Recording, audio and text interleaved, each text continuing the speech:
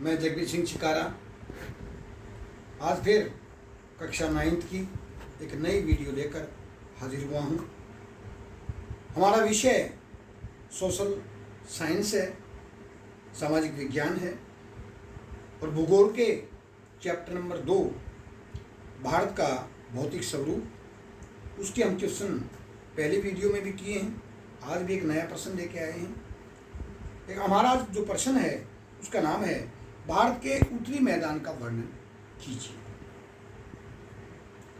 कल हमने पढ़ा था भौगोलिक दृष्टि के बारे में कि कितने भागों में बांटा गया है। तो भारत का ये भी एक पार्ट है, उत्तर का उपजाऊ मैदान या उत्तरी मैदान। उत्तरी मैदान 3 मुख्य नदी प्रणालियों जिनमें सिंधु, गंगा, ब्रह्मपुत्र और इसकी सहायक नदियों से बना है। यह मैदान जलोढ़ मृदा से बना है। जलोढ़ मृदा क्या होती है? जो पानी के साथ बहकर आए जो अवसाद हैं, कंकड़, पत्थर, रेत, मिट्टी जो भी है, और जब इन नदियों में बाढ़ आती है तो खुले क्षेत्रों में पानी की गति कम हो के जाती है, तो इनको उसी क्षेत्रों में बिछा देती है, छोड़ देती है, निक्षेप कर देती है। लाखों वर्षों में हिमालय के गिरिपाद में स्थित बहुत से नदी द्रोणी में जलोढ़ का निक्षेप हुआ है, जिससे उत्तर के उपजाऊ मैदान का निर्माण हुआ है।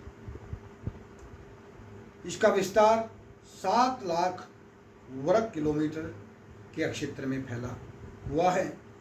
यह मैदान लगभग 2400 किलोमीटर लंबा है और 240 से लेकर 320 किलोमीटर चौड़ा है।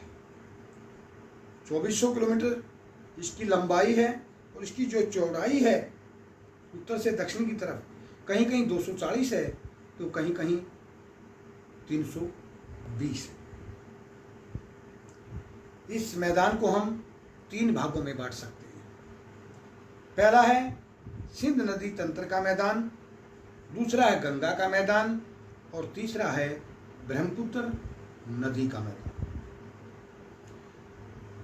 सिंध नदी का जो मैदान है, यह मैदान मुख्य रूप से पंजाब, हरियाणा तक फैला हुआ है।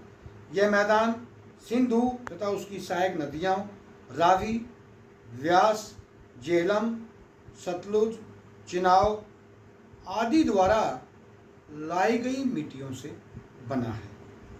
इस मैदान का बड़ा भाग पाकिस्तान में स्थित है। ये तो सिंध नदी का है।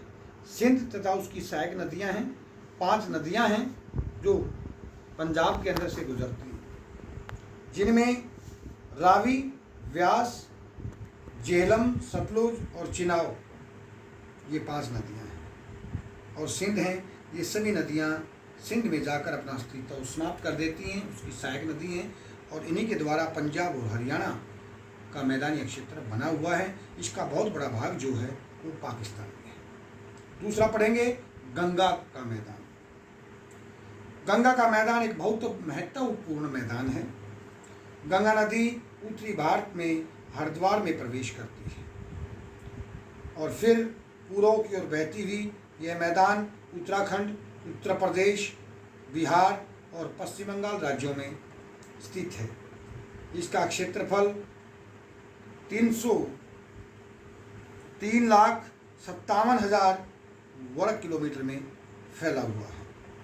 यह मैदान गंगा, यमुना, सरस्वती तथा उसकी सहायक नदियों द्वारा, ये भी कह सकते हैं गंगा, यमुना और उसकी सहायक नदियों के द्वारा बहाकर लाई गई बहुत ही उपजाऊ मिट्टी से बना हुआ है।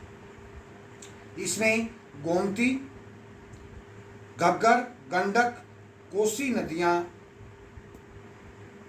गंगा नदी में उत्तर की ओर से आकर मिलती हैं, जबकि चंबल, सोन, बेतवा, कैन आदि नदियां गंगा, यमुना में दक्षिण दिशा से आकर मिलती हैं और इनसे ये बहुत ही उपजाऊ मैदान बना है।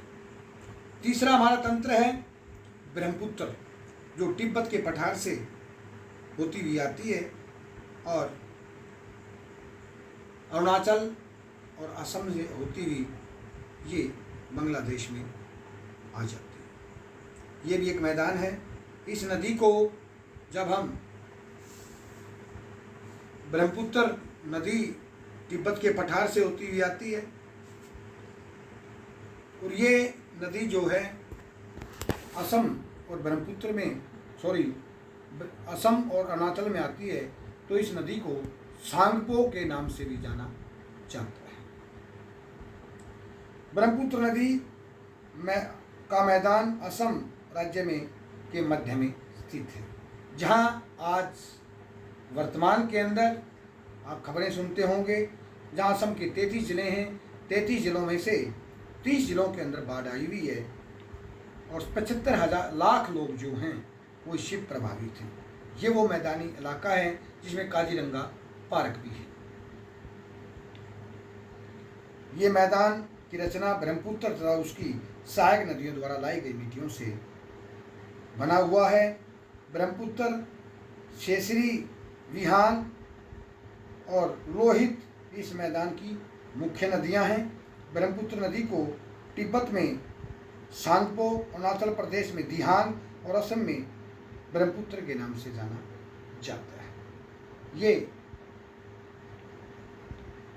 भारत को जो नदियों के द्वारा बनाए गए मैदान हैं, जो काफ़ी अपने समय में और आज भी उपजाऊ रहे हैं, इनका वर्णन हमने किया। दोबारा फिर बता देता हूँ, 3 भाग हैं। एक सिंध और उसकी सहायक नदियों के द्वारा बनाया मैदान, एक गंगा का मैदान जो काफ़ी भारत के लिए महत्वपूर्ण है, भारत का कलेजा है, और तीसरा है ब्रह्मपुत्र का मैदान। कल आपके सामने इसी तरह एक नया प्रश्न लेकर फिर हाजिर होंगे। तब तक के लिए आपसे विदा चाहते हैं। नमस्कार।